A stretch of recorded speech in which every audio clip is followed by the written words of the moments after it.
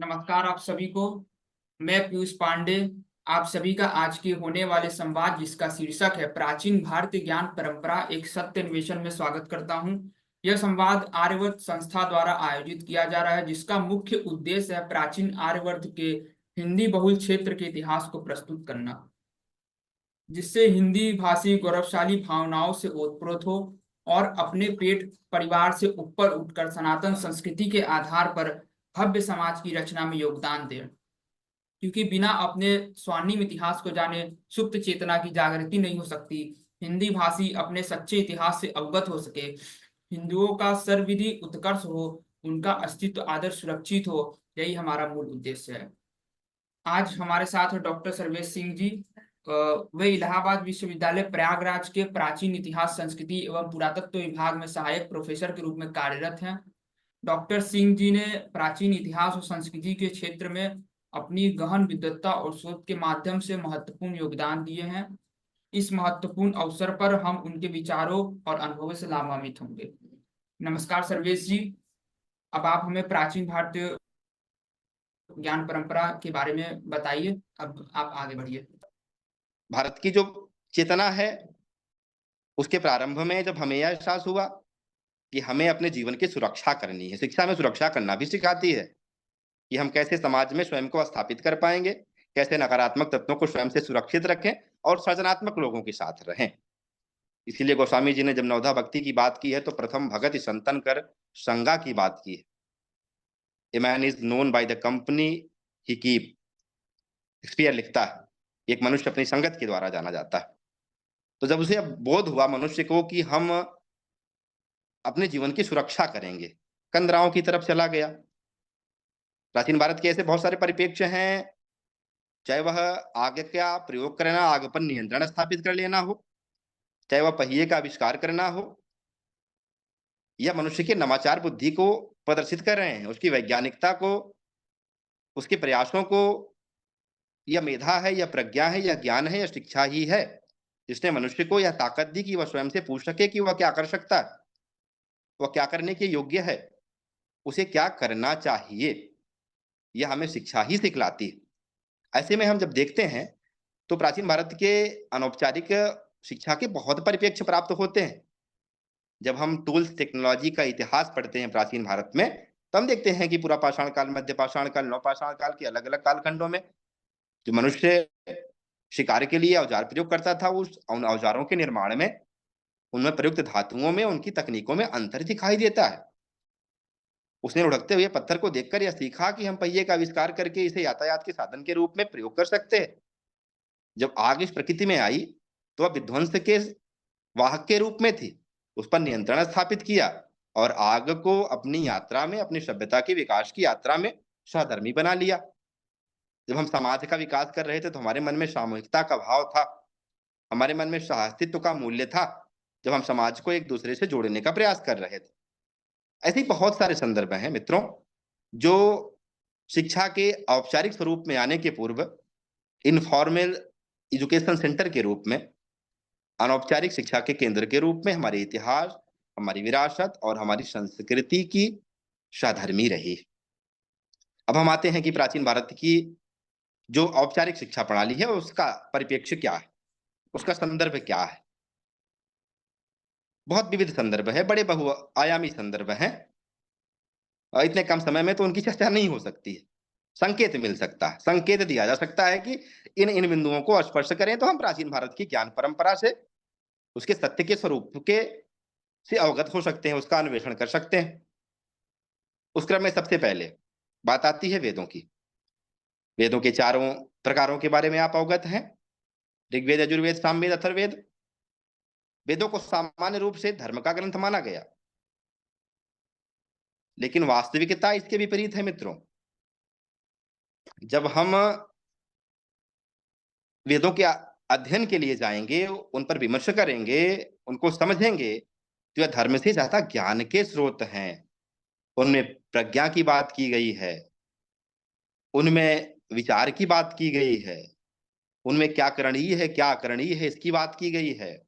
क्या ग्रहण करने योग्य है, क्या त्याज्य है, क्या मानव के संस्कृति और संस्कारों के अनुरूप है, क्या उसके विपरीत है? अर्थात वेदों का जो विमर्श है, वह विमर्श मुख्य रूप से ज्ञान, बुद्धि, चेतना, विमर्श, शिक्षा इनसे आच्छादित है। ऋग्वेद का सूत्र 71 वह ज्ञान के बारे में बात करता है। 191 प्रज्ञान के बारे में बात करता है। ऐसे ही बहुत सारे संदर्भ हैं जो पर्यावरण की चेतना प्राप्त होती है वेदों में, कि हमें अपने प्रकृति से, हमें अपने पर्यावरण से कितना उपभोग करना है, जरूरत का उपभोग करना है, नीड को पूरा करना है कि ग्रीड को पूरा करना है। जो आज की तारीख में दुनिया सस्टेनेबल डेवलपमेंट के लिए, संपोषणीय विकास के लिए जो विमर्श कर रही है कि हमें कितना उपभोग करना है, हमें अपनी ग्रीड को नहीं नीड को पूरा करना है, वह विमर्श का पहला साक्षात्कार हमारी वैदिक परंपरा में प्राप्त होता है, हमारे वेदों में प्राप्त होता है, जो हमें पर्यावरण की चेतना के बारे में, पर्यावरण के महत्व के बारे में, पर्यावरण के रूप में पृथ्वी को माता के रूप में स्वीकार करना, स्वयं को उसके पुत्र के रूप में स्वीकार करना, यह हमारी वैदिक चेतना का अभिन्न हिस्सा है। ऐसे ही प्राचीन भारत की ज्ञान परंपरा में वेदों के अलावा उपवेदों की बात होती है, वेदांगों की बात होती है, ब्राह्मण साहित्य है, आरण्यक साहित्य है, पुराण साहित्य है, स्मृति साहित्य है। सब पे एक-एक करके जाएँगे तो निर्धारित समय में विषय नहीं पूरा होगा, लेकिन संकेत के रूप में आप इतना समझने का ज़रूर प्रयास करें कि इनकी वास्तविक विषय वस्तु को पढ़ने का प्रयास किया जाना चाहिए। सामान्य रूप में हम कह देते हैं कि फला ग्रंथ धर्म से का ग्रंथ है, आज के विज्ञान के दौर में पढ़ने की क्या आवश्यकता है? लेकिन यह बिना पढ़े आप स्पष्ट नहीं कर सकते हैं। इन धार्मिक ग्रंथों में विज्ञान के, प्रबंधन के, समाज के, संस्कृति के, सभ्यता के, सबके संदर्भ प्राप्त होते हैं। जब दुनिया इस बात को लेकर के प्रयास कर रही थी कि जीवन को कैसे व्यवस्थित करना है, तब भारत में नगरीकरण की परिघटना हो रही थी। हड़प्पा सभ्यता के बारे में आप सभी बहुत सामान्य रूप से अवगत होंगे। कैसे वो नगर नियोजन अपने समय में आदर्श था।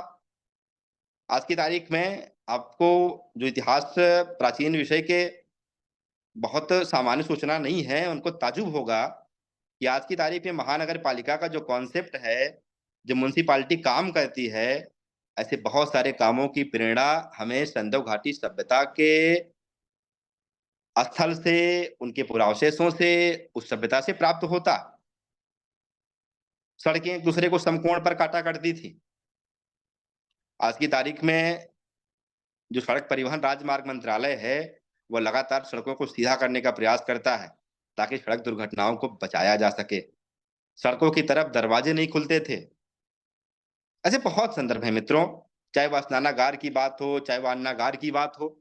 आज की तारीख में अर्थव्यवस्था के सामने भंडारण एक प्रमुख चुनौती है। सिंधु घाटी सभ्यता में अन्नागार प्राप्त होता है, स्नानागार प्राप्त होता है, नालियां ढकी हुई प्राप्त होती हैं, 2 मंजिला भवन प्राप्त होते हैं।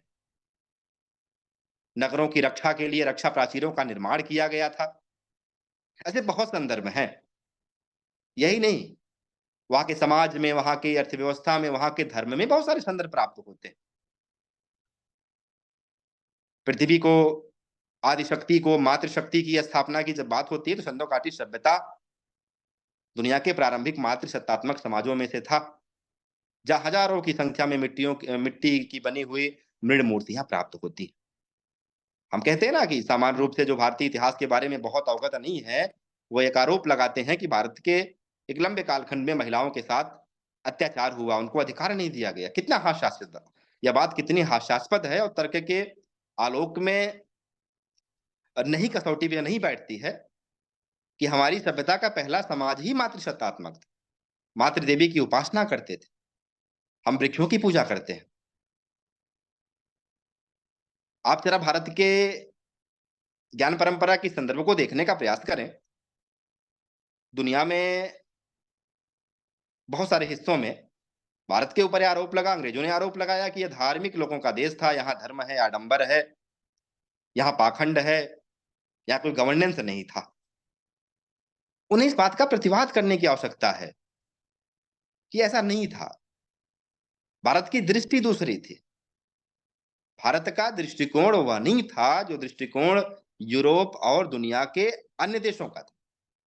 भारत में जब यह बात होती है कि हम कुछ विशेष वर्गों के लिए हमने क्या प्रयास किया, तो ऐसा तो अन्यत्र कहीं नहीं है। हम सर्वे भवन्तु सुखिनः सर्वे सन्तु निरामया के दृष्टिकोण वाले लोग हैं। हमने पूरी दुनिया को एक कुटुंब के रूप में देखा, वसुधैव कुटुम्बकम वाले लोग हैं। हमने समाज के किसी वर्ग को कभी इस रूप में नहीं प्रस्तुत किया, जहाँ उसके अधिकारों का या उसके विभिन्न प्रकार के अधिकार, उसके किसी प्रकार के प्रतिबंध की बात हो, किसी प्रकार के हनन की बात।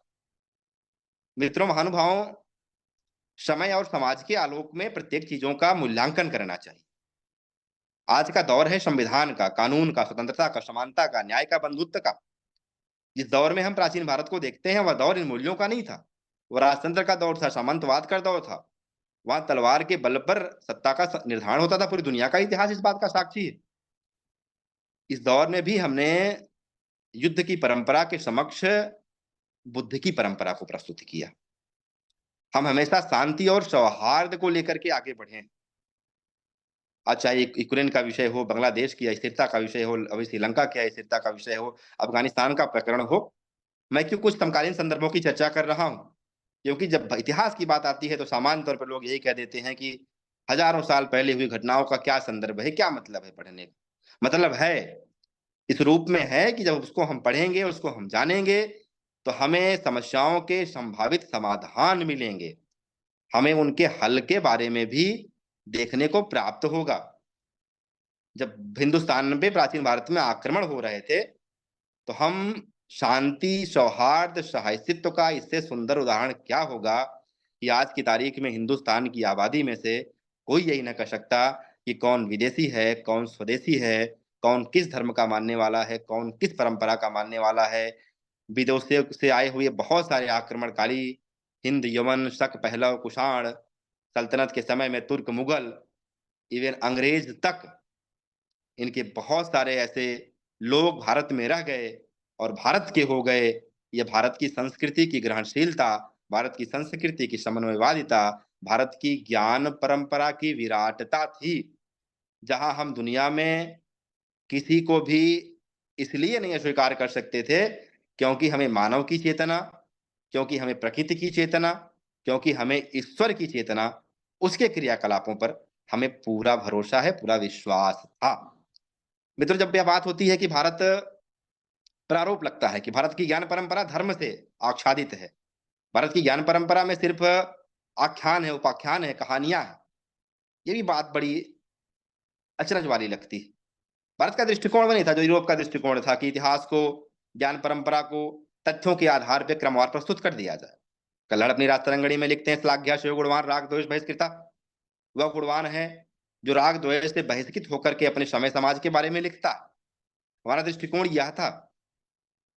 आप देखिए भारत में धर्म का विकास कैसे हुआ, क्योंकि धर्म प्राचीन भारत में जब हम ज्ञान को पढ़ेंगे, प्राचीन भारत में जब हम शिक्षा को देखेंगे, तो धर्म को देखना बड़ा आवश्यक हो जाता है। धर्म इस रूप में नहीं था जिस रूप में आज है। तब धर्म की परिभाषा यह थी, धार्यत इति धर्मः। जो धारण करने योग्य है वही धर्म है। प्रवर्तम च भूतानाम धर्म प्रवचनम कितम, ये तो अभ्युदय निश्रेय सिद्धि से धर्म। धर्म वह है जो लोक का कल्याण करे। धर्म वह है जो प्रत्येक प्रकार की लोगों के मनोरथों को, सिद्धियों को पूर्ण करने वाला हो। भारत में जब हम धर्म की संकल्पना देखते हैं, तो सिंधु घाटी सभ्यता में सबसे पहले प्राकृतिक शक्तियों में देवत्व की कल्पना की गई, जिसे हम प्रकृति का देवीकरण कहते हैं। आप जब वैदिक कालखंड में देवमंडल देखते हैं, अंतरिक्ष के देवता, आकाश के देवता, पृथ्वी के देवता, उन देवताओं के नामों को जरा गूगल करके देखिएगा, तो आपको मिलेगा कि प्रत्येक देवता प्रकृति की किसी न किसी शक्ति से, प्रकृति की किसी न किसी अवयव से जुड़े हुए हैं। प्रकृति को लेकर के, पर्यावरण को लेकर के, इससे सुंदर उदाहरण और कहाँ दुनिया में अन्यत्र आपको प्राप्त हो सकता है? जहाँ प्रकृति में हमने, भारत ने, मैंने जब मैं कहता हूँ तो कहने का आशय है कि हमने, हमने का मतलब पूरे भारत और भारतीयता से है। ऐसी संकल्पना दुनिया में अन्यत्र कहाँ प्रतीत होती है, कहाँ दिखाई देती है, जो प्रकृति में देवत्व की कल्पना को करे और फिर देवत्व का मानवीकरण कर ले, कि देवों को अवतारवाद की संकल्पना, जब जब इस संसार में, जब जब इस समय समाज में कुछ अवांछनीय होगा, तो हमारा भरोसा था कि हमारे ईश्वर, हमारी परमपिता किसी न किसी रूप में आएंगे, नैतिकता के नियमन की इसकी सुंदर व्यवस्था कहाँ हो सकती है? आज भी इस देश में जितना लोग कानून से डरते हैं, उससे ज़्यादा इस बात से डरते हैं कि हमसे कहीं पाप ना हो जाए, अधर्म ना हो जाए, अनीति ना हो जाए। नीति की दुहाई, धर्म की दुहाई, पुण्य की दुहाई, मूल्य की दुहाई अगर आज के हिंदुस्तान में, आज के भारतवर्ष में दी जाती है, तो इस बात का प्रमाण है कि भारत की चेतना में, भारत की ज्ञान परंपरा में धार्मिक तत्व किस रूप में विद्यमान रहे हैं। वह पाखंड के रूप में नहीं थे, वह आडंबर के रूप में नहीं थे। वे तत्व इस रूप में थे, जो भारत और भारतीयता का संरक्षण कर रहे थे, जो मानव और उसके कार्यों का नियमन कर रहे थे, जो मानव और उसके समाज में नीति, नियति और नैतिकता की मित्रों स्थापना कर रहे थे। उपनिषद साहित्य में उपनिषद का सामान्य अर्थ यह है, विशेष रूप से उसमें दार्शनिक विषयों का विवेचन किया गया है। बहुत सारे ऐसे परिप्रेक्ष्य हैं जिनका उत्तर हम नहीं दे पाते हैं। जो हमारे सामने प्रत्यक्ष है, 2 और 2 का जोड़ना है तो 4 हम तो कह सकते हैं। लेकिन हम यह नहीं कह सकते हैं कि आत्मा, परमात्मा, मानव चेतना, बुद्धि, विवेक ऐसे विषय हैं जो विषय सामान्य मानव व्यवहार में नहीं है, उन विषयों का विवेचन उपनिषदों में प्राप्त होता है। ब्राह्मण ग्रंथ हैं, आरण्यक हैं हमारे, स्मृत साहित्य है, सूत्र साहित्य है, बौद्ध साहित्य है, जैन साहित्य है, लौकिक साहित्य है। उस साहित्य में बहुत कुछ ऐसा प्राप्त हुआ है जिसके अंतर्गत, जिसके तहत भारत में, भारत की मेधा को, भारत की ज्ञान परंपरा को बड़ी समृद्धता मिली है मित्रों। यह तो हो गया एक साहित्य के अंतर्गत। हम जरा शिक्षा केंद्रों की बात कर लें बड़े संक्षेप में। आज आप कहते हैं ना कि आप क्या, दुनिया कहती है कि ऑक्सफोर्ड, कैम्ब्रिज, बला बला बला दुनिया के इतने विश्वविद्यालय जो मानक हैं, रैंकिंग निकालते हैं कि दुनिया में विश्वविद्यालयों की रैंकिंग कौन सी है। प्राचीन भारत में जब हम देखेंगे तो जो केंद्र आज विश्वविद्यालय शिक्षा के हैं, वह आज के हजारों वर्ष पूर्व भारत की सांस्कृतिक चेतना और भारत की मेधा के अंतर्गत वो केंद्र थे। तक्षशिला की बात, नालंदा की बात, काशी की बात, अनहिल पाटन की बात, कांची की बात, तंजौर की बात, विक्रमशिला की बात, बल्लभी की बात, ऐसे बहुत केंद्र थे मित्रों, जहां यूनिवर्सिटी सिस्टम विद्यमान था, जहां आइडिया ऑफ यूनिवर्सिटी थी, जहां पे ज्ञान की साधना होती थी, जहां पे बहुत सारे विषयों का अध्ययन और अध्यापन होता था। तक्षशिला से निकले हुए आचार्य चाणक्य ने राजनीति शास्त्र का जो ग्रंथ अर्थशास्त्र लिखा, वह आज की तारीख में दुनिया पे हजारों हजार शोध कार्य हो रहे हैं उस पे। दुनिया के बहुत सारे राष्ट्रों की विदेश नीति, रक्षा नीति, सुरक्षा नीति, गृह नीति के निर्धारण में आचार्य चाणक्य और उनके ग्रंथ की भूमिकाओं का अध्ययन किया जाता है।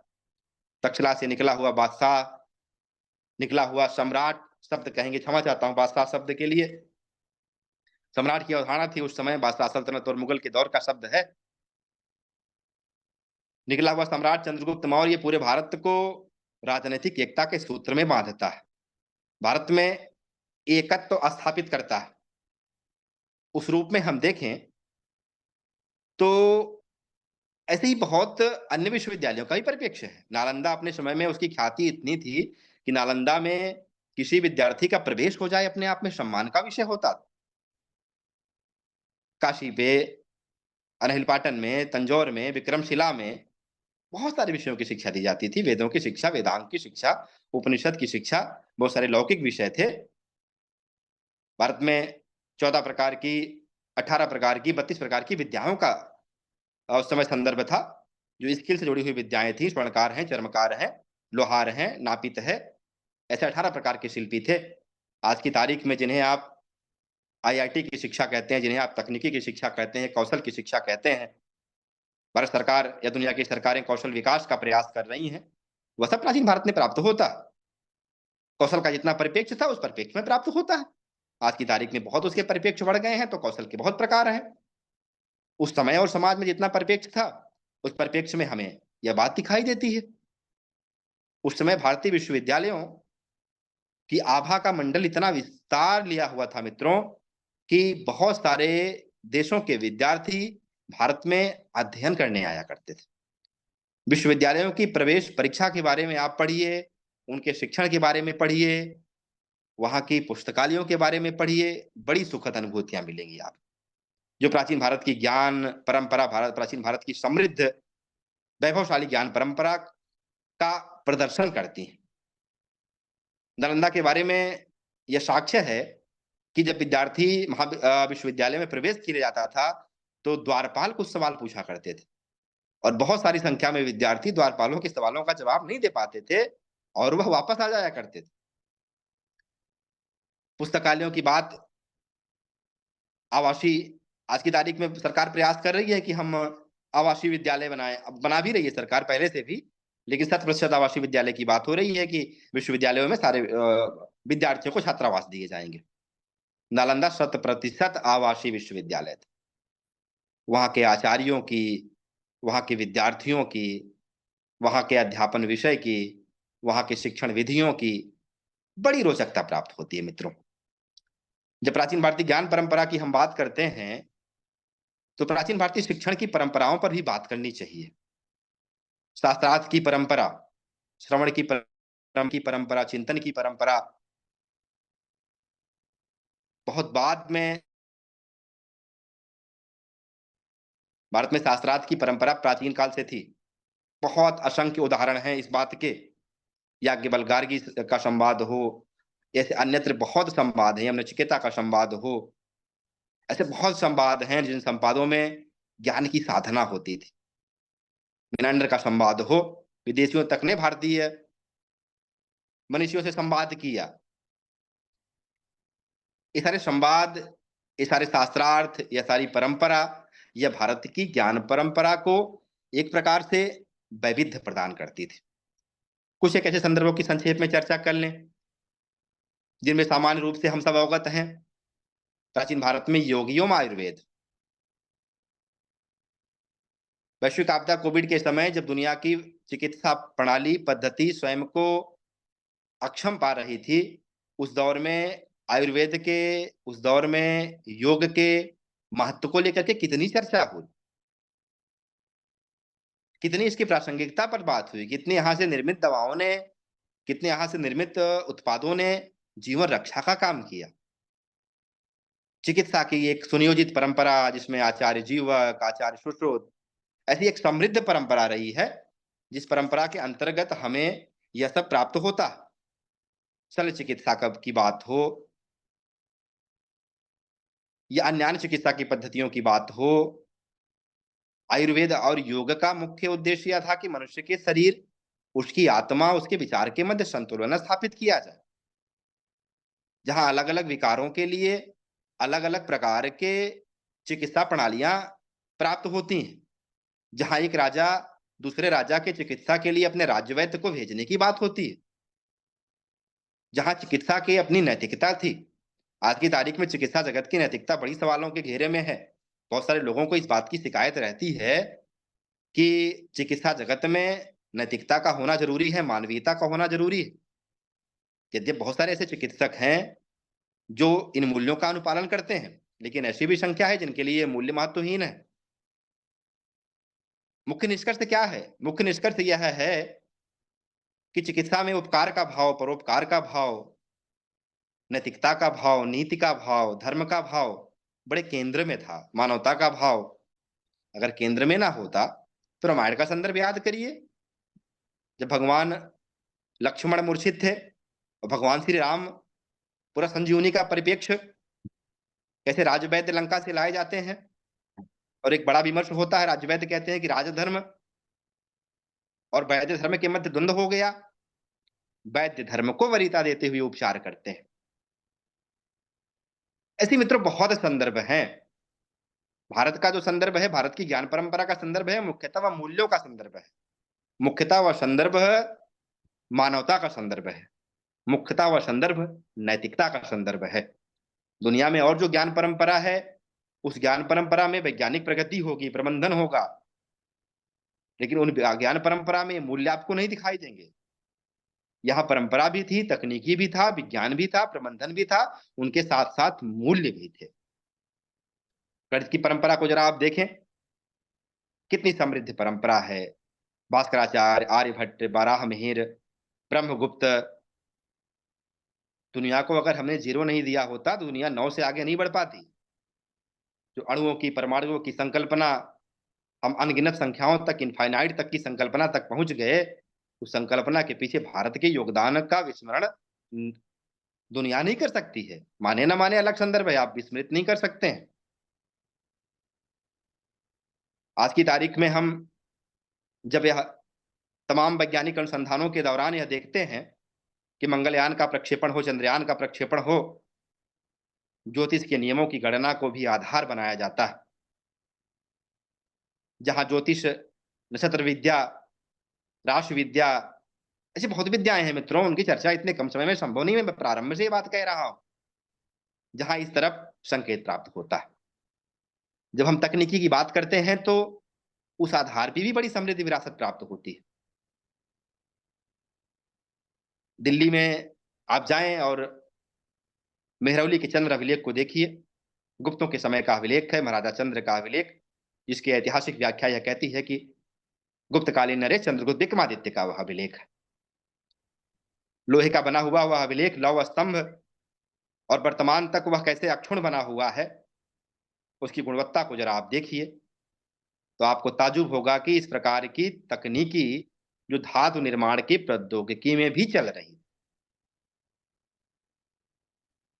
ऐसे में समग्रता के साथ जब हम देखें तो हम यह पाते हैं, किसी दिन फिर पीयूष जी कोई विषय रखेंगे तो किसी एक विशेष विषय पे बात होगी, आयुर्वेद पे बात हो जाएगी 1 घंटे, योग के बात कर लेंगे हम लोग, क्योंकि बड़ा वैविध्य है।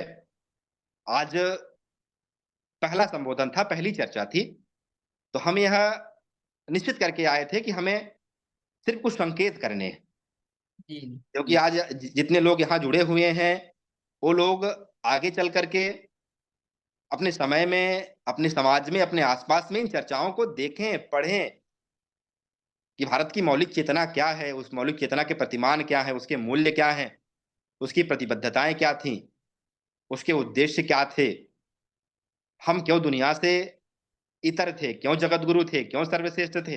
अकारण नहीं थे, उसके बहुत कारण थे मित्रों। मैं अगर बहुत ईमानदारी से यह बात कहूं कि पिछले 35, 40, 50 मिनट में मैंने बमुश्किल 1% कारणों को स्पष्ट करने में सफलता पाई होगी। बड़ी समृद्ध परंपरा है, बड़ी अगाध परंपरा है। एक एक विषय पर आप 3-3 घंटे का लंबा व्याख्यान ले सकते हैं। मैंने कुछ-कुछ संकेत, कुछ-कुछ संदर्भों में आपको करने का प्रयास किया। आज की तारीख में आप देखिए वैश्विक स्तर पे अशांति का वातावरण क्या है? दुनिया के देशों में राजनीतिक अस्थिरता का वातावरण क्या है?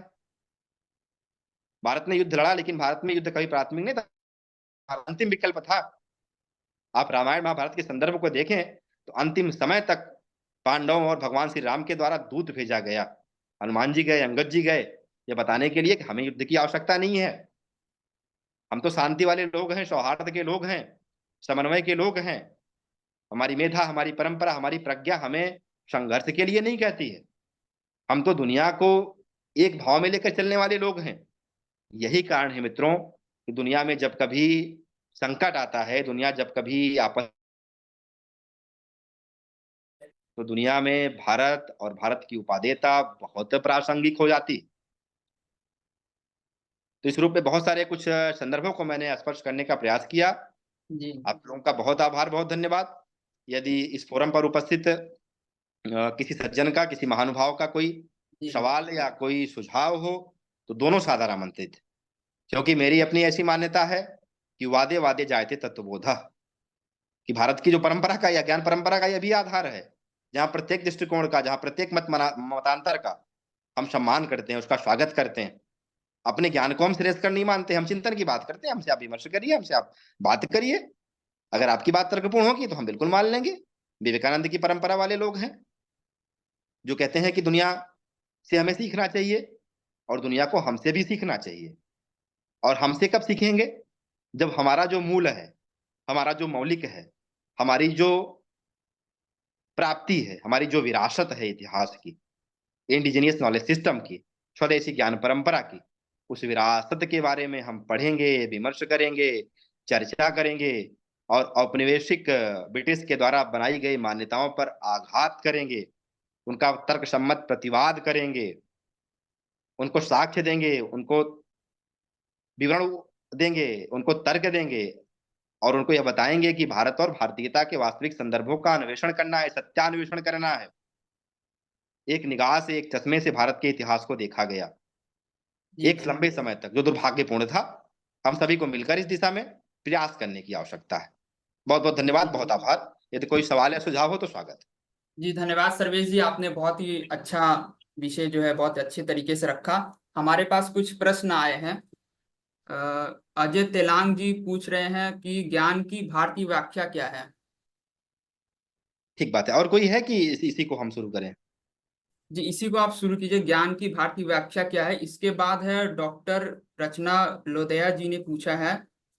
वो वो भी प्रोफेसर है प्राचीन भारतीय संस्कृति मुंबई। जी। उन्होंने पूछा है, शस्त्र और शास्त्र का नियोजित परित्याग अहिंसा परमो धर्म का प्रचलित हुआ। अधूरा श्लोक ये है। तो अच्छा, हमारी ठीक। सभ्यता और संस्कृति के पहले लिए। पहले पीयूष जी, पहला वाला थोड़ा रिपीट करिए, उसी पे सोचा शुरू करते हैं, फिर इस जी, पे आएँगे। जी। बड़ा सवाल है ना? जी। पहला वाला है, ज्ञान की भारतीय व्याख्या क्या है? अजय तेलांग जी पूछ रहे हैं। अजय तेलांग जी अगर जुड़े होंगे फोरम से तो हम प्रारंभ से तो मित्र इसी विषय पे चर्चा कर रहे थे कि ज्ञान का भारतीय दृष्टिकोण क्या है। लेकिन आप सवाल कर रहे हैं तो उसके अनुक्रम में मैं यह बात कह दूं कि ज्ञान की जो भारतीय परंपरा है, वह परंपरा दुनिया में सबसे अद्वितीय है, सबसे विलक्षण है, सबसे विशिष्ट है। और वो इसलिए विशिष्ट है, इसलिए विलक्षण है, क्योंकि भारत की ज्ञान की परंपरा में मूल्य हैं। भारत की ज्ञान की परंपरा में नैतिकता है। भारत की ज्ञान की परंपरा में मानवता है। दुनिया की ज्ञान की परंपरा में आपको ये तथ्य नहीं दिखाई देंगे। वो परमाणु का हथियार बना लेंगे, लेकिन उस हथियार का प्रयोग करना है कि नहीं करना है, यह आपको नैतिकता बताएगी, यह आपको मानवता बताएगी, यह आपको मूल्य बताएँगे, यह आपको आपकी विरासत बताएगी। इसलिए भारत की ज्ञान परंपरा का युग की जो विशेषता है, वह अपने आप में मूल्यों की विशेषता है मित्र। वो अपने आप में इस दृष्टिकोण की विशेषता है, जो समग्र की बात करती है, जी, जी। जो सर्वे भवन्तु सुखिनः की बात करती है, जो लोक कल्याण की बात करती है, जो प्रकृति के जड़ चेतन सभी के अस्तित्व का सम्मान करती है, जो त्यागपूर्ण उपभोग की बात करती है, जो दुनिया में शासन स्थापित करने की बात नहीं करती, जो दुनिया में सह-अस्तित्व की बात करती है। जो भारत की ज्ञान परंपरा है, वह ज्ञान परंपरा दुनिया की ज्ञान परंपरा का मार्गदर्शन करती है। इसमें मौलिकता है, जिसमें शोध है, जिसमें अनुसंधान है। वह अनुकरण पर नहीं चलती है। वह स्वयं मानक बनाती है, दुनिया उसका अनुकरण करती है, जो भारत का मौलिक ज्ञान है। ये दुर्भाग्य है वर्तमान का कि एक बड़ी आबादी जो पाश्चात्य की या यूरोप की या made in other foreign countries के अनुकरण का अंधानुकरण कर रही। जी, दूसरा सवाल? जी, जी। जी, हमारा दूसरा प्रश्न आया है। डॉक्टर रचना लोदया, प्रोफेसर, प्राचीन भारतीय संस्कृति मुंबई। जी। शस्त्र और शास्त्र का नियोजित परित्याग अहिंसा परमो धर्म का प्रचलित हुआ। अधूरा श्लोक हमारी सभ्यता और संस्कृति के लिए अभिशाप बन गया है। हमें अपनी आर्य वैदिक परंपरा और छात्र धर्म पर लौटने के लिए आपके सुझाव क्या होंगे, जो वर्तमान परिस्थिति में प्रैक्टिकल हो? आप भी तो छात्री हैं सर्वेश जी, आप इन्हें दो बताइए। 2 विषय हैं पीयूष जी। एक तो कैसे पुरानी परंपरा की तरफ लौटा जाए और पहला विषय क्या आपने संकेत किया? पहला विषय? छात्र धर्म का नहीं, नहीं, पुनर्जागरण पहला किया। पहला एकदम पहला शुरुआत। ये भारतीय ज्ञान परंपरा को लेके। उसके इनके सवाल में 2 हिस्से थे, उसका पहला हिस्सा। उसका पहला हिस्सा तो जो आधा अधूरा जो श्लोक है, अहिंसा शास्त्र और परमो धर्म। शास्त्रार्थ, ठीक बात है कि ये परंपरा कब आई भारत में, कैसे इसका विकास हुआ? तो शास्त्र और शास्त्रार्थ की परंपरा तो बहुत ईमानदारी से कहें तो शस्त्र और शास्त्र दोनों को संग में हाँ, लेके चलना, उसी ठीक को बात है, लेके वो पूछ रही मैं हैं। समझ लिया। ठीक है, उसका मुख्य मर्म यह है कि जहाँ जिसकी आवश्यकता हो, वहाँ उसका प्रयोग करना चाहिए। इस रूप में जब इतिहास की यात्रा करें पीयूष जी हम लोग, तो ये हम पाते हैं कि मनुष्य तो शस्त्र और शास्त्रार्थ भारत की सभ्यता में उसके जब पहले कदम पड़े तब से वह चलता रहा। स्पष्ट कारण के रूप में आप देखें साक्ष्य कैसे कहता है, जहाँ उसका विचार से काम हुआ, उसने विचार से काम किया। जहाँ विचार से काम नहीं हुआ, वहाँ उसने हथियार से काम किया। और भारत में जो शस्त्र और शास्त्र की परंपरा है मित्र, वह दोनों परंपराओं का मौलिक उद्देश्य है नीति की स्थापना। उनका मौलिक उद्देश्य है धर्म की स्थापना। भारत की सनातन संस्कृति में धर्म केंद्र में रहा है। अगर उन धर्म के मूल्यों को स्थापित करने के लिए शास्त्र से बात नहीं बनती है, तो हमें शस्त्र उठाना होगा। रामायण, महाभारत इसके सबसे ज्वलंत उदाहरण है। यही तो बात मैं समाप्त कर रहा था। युद्ध को हमने अंतिम विकल्प के रूप में रखा। पांडव भी यह प्रयास करते रहे कि 5 गांव दे दें अगर कौरव, तो हम नहीं लड़ेंगे। लेकिन उसके बाद भी जब नहीं तैयार हुए तो महाभारत का युद्ध हुआ। मर्यादा पुरुषोत्तम भगवान श्री राम भी यह प्रयास करते रहे कि जितना तुमने अपराध किया है रावण, वह अपराध मैं क्षमा कर दूंगा यदि तुम ससम्मान माँ सीता को वापस कर देते हो तो। आज की तारीख में इतना किसी व्यक्ति में सहने का सामर्थ्य नहीं होगा। अगर आपके परिवार की तरफ कोई आंख उठा करके देख ले आज की तारीख में, तो लोग मरने और मारने पर उतर आते हैं। आप भारत की शस्त्र और शास्त्र परंपरा का इतना सुंदर संयोजन देखें, और उसके बावजूद भी जब रावण की मृत्यु होती है, तो भगवान श्री राम लक्ष्मण को भेजते हैं, जरा जाइए, एक प्रकांड विद्वान था अपने विषय का, कुछ युद्ध नीति के बारे में, कुछ प्रज्ञा के बारे में, कुछ ज्ञान के बारे में पूछ करके आप आइए। मतलब यह कैसे एक दूसरे के साथ हमेशा शस्त्र और शास्त्र चलता रहा। एक तरफ रावण मृत्युशैया पर पड़ा हुआ है, उसकी मृत्यु सन्निकट है, उसके बाद भी शास्त्र सीखने का दृष्टिकोण भारत का था। और इसलिए इन दोनों दृष्टिकोणों का बड़ा समुच्चय है। यह कह पाना बड़ा मुश्किल है, इसका इतिहास कोई स्रोत नहीं दे पाएगा कि कब शास्त्र आया और कब शस्त्र आया, या दोनों एक दूसरे के साथ चलते रहे। लेकिन दोनों के केंद्र में था धर्म की स्थापना, नीति की स्थापना, दोनों के जी केंद्र में था नैतिकता की स्थापना। जी। दूसरा प्रश्न इनका एक था कि कैसे हम अपने गुरुकुल परंपरा को, कैसे पुराने छात्र परंपरा को वापस ले आए। बड़ा सुंदर सवाल। सवाल इस रूप में है क्योंकि चर्चा कर लेना प्राचीन भारतीय गुरुकुल प्रणाली में, प्राचीन भारतीय शिक्षा प्रणाली में बड़ा स्वाभाविक है। कई बार तो आपके लिए बड़ा आसान हो जाता है, लेकिन उनका एग्जीक्यूशन, तो उसको इस रूप में करना है। यदि हमारे साथ फोरम पे जुड़ी हों मैम, या नहीं भी हो जी तो बात जुड़ी में है। जी उन जुड़ी तक है। बात जाएगी। जी वो सुन रही है। जी, उनको मैम इस रूप में करना है, हम मूल्यों के रूप में करें। हम संस्था के रूप में गुरुकुल को स्थापित करने में सफल हो या ना हो, लेकिन मूल्यों के रूप में करें। एक विद्यार्थी का क्या आदर्श हो सकता है, उस आदर्श का समावेशन अपने विद्यार्थी में करें। एक गुरु का क्या आदर्श होता है, उस आदर्श का समावेशन करें। मैं आपको एक आख्यान बताऊं बड़े संक्षेप में। एक बार एक गुरुकुल की क्लास में एक आचार्य ने किसी श्लोक का गलत संदर्भ प्रस्तुत कर दिया। एक विद्यार्थी के मन में तुरंत यह बात आई कि आचार्य गलत श्लोक बोल रहे हैं, संदर्भ गलत है, हम बताएं। लेकिन वह कुछ उसके मन में द्वंद्व हुआ कि अगर हम बताएंगे तो आचार्य के प्रति शेष विद्यार्थियों का दृष्टिकोण शायद नकारात्मक हो जाए, और वह चला जाता है। पूरी रात वह विद्यार्थी सो नहीं पाता। उसके मन में एक द्वंद्व हुआ कि यदि मैं यह बताता हूं तो आचार्य के प्रति दृष्टिकोण नकारात्मक होगा, नहीं बताता हूं तो कल की तारीख में हमारे गुरुकुल से निकले हुए विद्यार्थी गलत श्लोक, गलत संदर्भ बताएंगे तो समाज में गुरुकुल का अपमान होगा। और वह 4-5 बजे की सुबह जाकर के श्लोक का सही संदर्भ लिख करके वह जहां आचार्य शयन करते थे वहां छोड़ करके चला आता। आचार्य आते हैं, पढ़ते हैं, उस विद्यार्थी को बाद में बुलाते हैं, बात करते हैं, तो उसने यह विषय रखा कि आचार्य मेरे मन में यह द्वंद्व हो गया। और आज की तारीख में छात्रों की क्या स्थिति है अपने आचार्य के प्रति, अपने गुरुओं के प्रति। इस पर एक दिन में रातों रात कुछ हो भी नहीं सकता। इसमें विस्तार से हमें कार्य करने की आवश्यकता है। इस पे हमें उनके अंदर मूल्यों का समावेश करना होगा। हमें वास्तविक शिक्षा के संदर्भ को उनको बताना होगा कि शिक्षित होने का अभिप्राय बेटा डिग्री प्राप्त कर लेना नहीं है। शिक्षित होने का अभिप्राय तुम्हारे व्यवहार में, व व्यवहार कर्म के स्तर पे, भाषा के स्तर पे, विचार के स्तर पे, उनमें संतुलन होना चाहिए। उन व्यवहार में न्यूनतम धर्म और नैतिकता का प्रदर्शन होना चाहिए, और यह कोई विश्वविद्यालय नहीं सिखा पाएगा। शिक्षक और छात्र के मध्य का जो संबंध है, वह प्राचीन भारतीय ज्ञान परंपरा, प्राचीन भारतीय शिक्षा परंपरा का प्राणतत्व रहा है। जहां आचार्य अपने गुरुकुल में बहुत सारे ऐसे मूल्यों का समावेश करते। एक उदाहरण दूं मैं आपको, और अभिषेक पीयूष जी, कि प्राचीन भारत में गुरुकुल के जो विद्यार्थी होते थे वो भिक्षाटन करने के लिए राज्य में जाया करते थे। एक तो उद्देश्य था कि उससे गुरुकुल का कुछ अर्थोपार्जन हो जाएगा। उससे बड़ा उद्देश्य यह था कि राजा महाराजा के घर के आए हुए विद्यार्थी जब जाके भिक्षाटन करेंगे तो उनको जीवन के वास्तविक मूल्यों से अवगत हो पाएंगे। वो कि अपना जीवन निर्वाह करने के लिए हमें भिक्षाटन लेना है, उनमें विनम्रता आएगी, उनमें उदारता आएगी। इसलिए राजधर्म की संकल्पना सामने आई प्राचीन भारत में।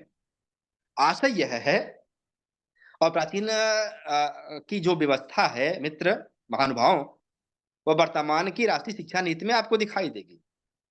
सीबीसीएस प्रणाली की जब हम बात करते हैं, मल्टीपल एंट्री और एग्जिट की बात करते हैं नई राष्ट्रीय शिक्षा नीति में, तो यह सब तो प्राचीन भारत में विद्यमान था। जहां हम यह देखते हैं कि विभिन्न सारे विषयों की शिक्षा गुरुकुल में चल रही है, केंद्र में चल रही है, जहां कोई एक विशेष प्रशिक्षण प्राप्त करने के लिए लोग आ रहे हैं, लोग चले जा रहे हैं।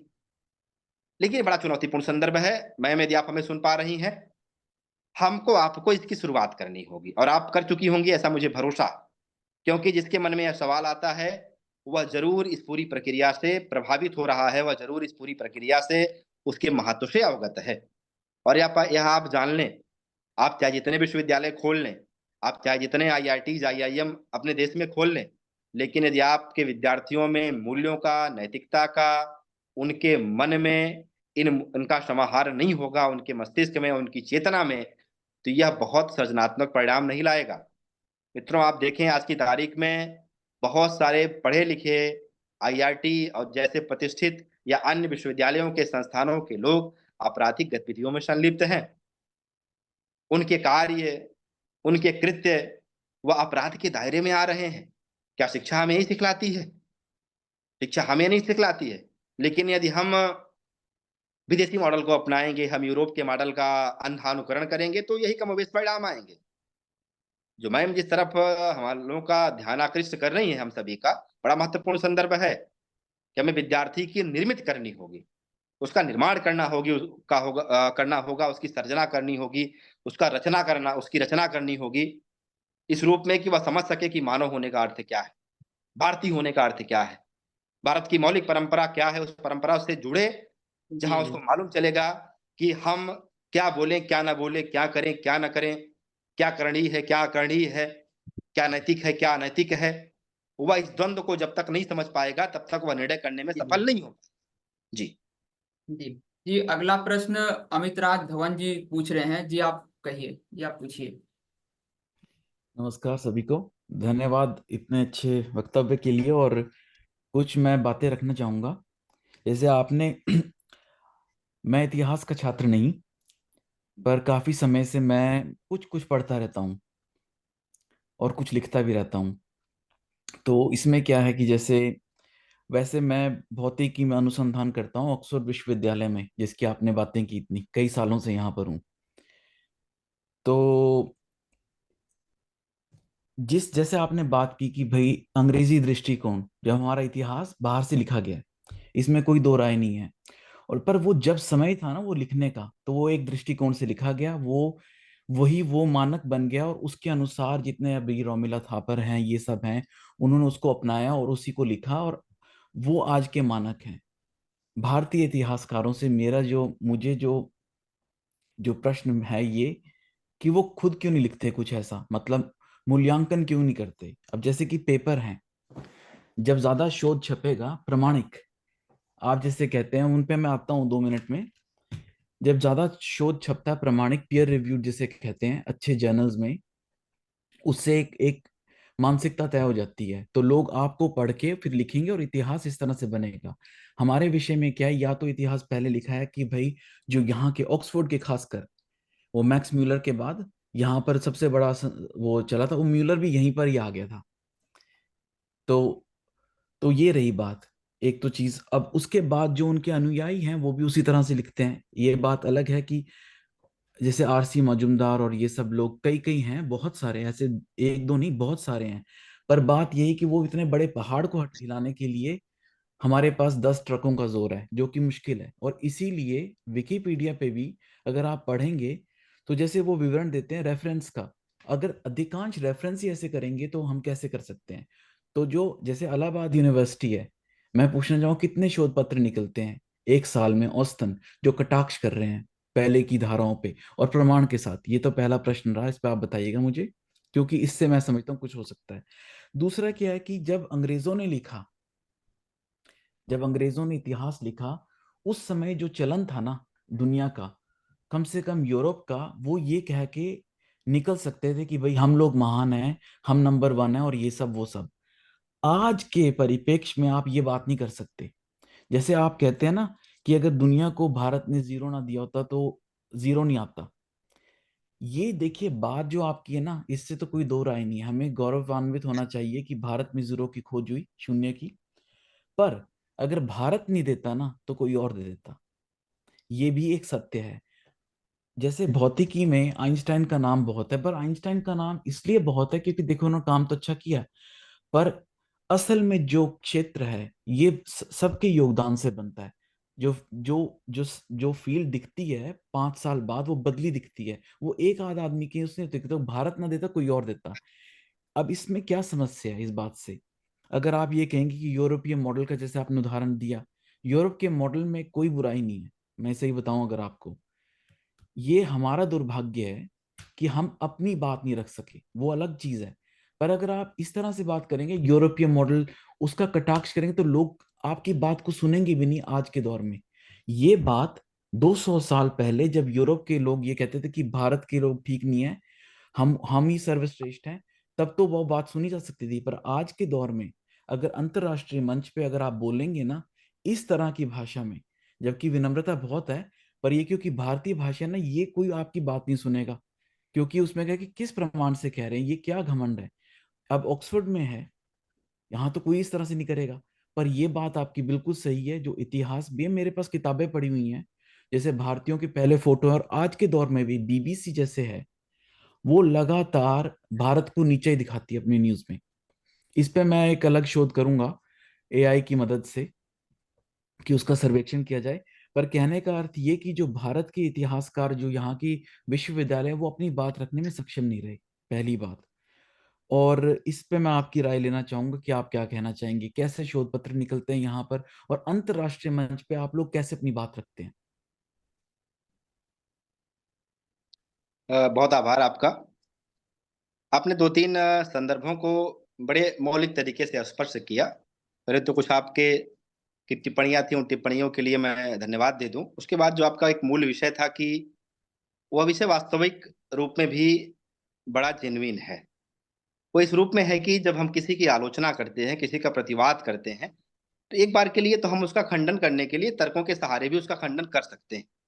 लेकिन जब ग्लोबल स्तर पे हम अपने मॉडल को जब तक प्रस्तुत नहीं करेंगे, तब तक उस मॉडल का असल में हम सब्स्टिट्यूट नहीं दे पाते।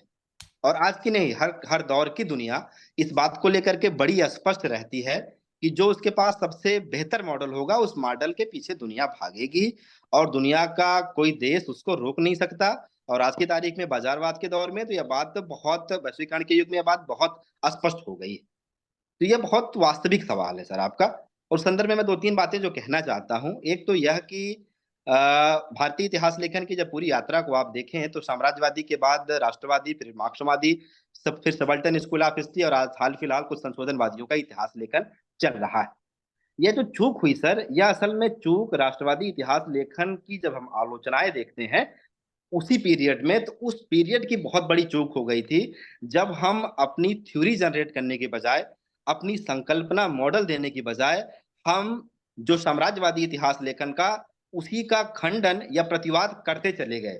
और उसके बाद जब नए स्कूल ऑफ हिस्ट्री डेवलप हुए, जिसमें मार्क्सिस्ट स्कूल और सबाल्टर्न आया, तो उनके भी अपने कुछ स्पेसिफाई एरिया थे। तो राष्ट्रवादी इतिहास लेखन की विसंगति कोई हाल-फिलहाल की नहीं है। ये राष्ट्रवादी इतिहास लेखन की विसंगति उसके प्रारंभिक वर्षों से रही है, जो विसंगति वर्तमान तक हमारा पीछा कर रही है, एक बात। और दूसरी महत्वपूर्ण बात यह है, जो आप कह रहे हैं, मैं एकदम बिल्कुल उससे समर्थन व्यक्त करता हूँ कि आज की तारीख में हमें दुनिया के साथ यदि चलना है, तो अपने मॉडल को, अपने शोधों को, अपने कार्यों को बहुत व्यवस्थित रूप में रखने की आवश्यकता है। और हाल-फिलहाल जो 2-3 महत्वपूर्ण काम इस दृष्टि से हो रहे हैं, विश्वविद्यालयों के स्तर पर या देश के स्तर पे, उनमें एक अखिल भारतीय इतिहास संकलन योजना है, जो राष्ट्रीय स्वयंसेवक संघ का एक आनुषंगिक संगठन है, उस विचार परिवार से आप उसको जोड़कर देख सकते हैं। वह इस प्रकार से बहुत सारे शोधों को और बहुत सारे कार्यों को प्रोत्साहित कर रही है। उसके साथ समानांतर रूप से अभी भारत सरकार का जो एक कार्यक्रम है, आज़ादी का अमृत महोत्सव, उस आज़ादी के अमृत महोत्सव में बहुत सारे ऐसे पक्ष हैं, जो इतिहास के हमारे अनसंग रहे हैं, चाहे वह किसी व्यक्ति के स्तर पे हो, चाहे वह किसी विचार के स्तर पे हो, चाहे वह किसी कॉन्सेप्ट के स्तर पे हो, उन अनसंग थ्योरीज को भी आगे लाने का सरकार, गवर्नमेंट बहुत सारे छोटे-छोटे प्रोजेक्ट दे रही है। उसमें आईसीएचआर है, आईसीएसएसआर है, यूजीसी है। तो उस दिशा में इस समय कुछ संतोषजनक कार्य शुरू हुए हैं। लेकिन मैं बहुत ईमानदारी से यदि बात यह कहूँ, तो इसमें मुझे कोई गुरेज और संकोच नहीं है कि ये बहुत लिमिटेड है। इसको अगर हम वैश्विक युग में दुनिया के अन्य मॉडल या दुनिया का जो अन्य विज़डम है, उसके सामने यदि हमें प्रतिस्पर्धा करनी है, स्वयं को स्थापित करना है, तो इस दिशा में और अधिक शोध करने होंगे और अधिक अनुसंधान करने होंगे और अधिक व्यवस्थित रूप में भारतीय मॉडल को प्रस्तुत करना होगा। और उसके प्रस्तुत करने के क्रम में सर एक बात यह भी ध्यान रखनी होगी कि जो वर्तमान की ज्ञान की आकांक्षा है, जो इस समय वर्ल्ड नॉलेज चाह रहा है, जिसकी बात हमारी राष्ट्रीय शिक्षा नीति भी कर रही है कि हमें वर्तमान ज्ञान की आकांक्षाओं के अनुरूप भारतीय ज्ञान परंपरा को विकसित करना होगा। हम यह कहते हुए अपनी पीठ अकेले नहीं थपथपा सकते हैं कि हम इतने गौरवशाली थे, हमारे यहाँ यह महान था, हमारे यहाँ इतनी समृद्ध परंपरा रही है। आपके जो संदर्भ हैं बहुत वाजिब हैं और बहुत तर्कपूर्ण हैं। हम सभी को इस दिशा में सोचने और कार्य करने की आवश्यकता है। धन्यवाद। जैसे कि अब आपने कहा कि गुरुकुल की भाई जैसे नीति है उसको कैसे भारत में, इससे एक तो बड़ी समस्या ये है कि जहाँ मातृभाषा में पढ़ाई नहीं होती ना, जी। तो ये शोध पे मैं बात कर रहा हूँ कि जो एमआरआई वगैरह लगा के देखा गया है कि भाई किसी किसी बच्चे को अगर पढ़ाया जा रहा है तो उसे कितना समझ आता है। तो ये बिल्कुल जाहिर बात है कि अपनी मातृभाषा में वो अच्छा समझ सकता है। जी। ये भी एक दूसरा सत्य है कि जो बच्चे शुरू से 2 या 3 भाषाएं या उससे ज्यादा बोलते हैं, वैसे वो दिमाग से तेज हो जाते हैं। ये अलग बात है, एक ये भी सही बात है। तो यहाँ पर दो चीजें, क्योंकि हम अंग्रेजी भी सीखते हैं और साथ में कोई अन्य भाषा, हिंदी, पंजाबी, जिसकी जो है, तमिल, मराठी, तो उसमें उनको एक तो ये फायदा है कि वो कि उनका दिमाग तेज रहेगा, पर उनकी समझ मूलतः वैसे ही कम रहेगी औरों के मुकाबले, अंग्रेजों के मुकाबले, फ्रांसीसियों के मुकाबले, क्योंकि उनकी तुलना में, क्योंकि उनकी मातृभाषा में नहीं, उनकी समझ पहले से कम रहती है।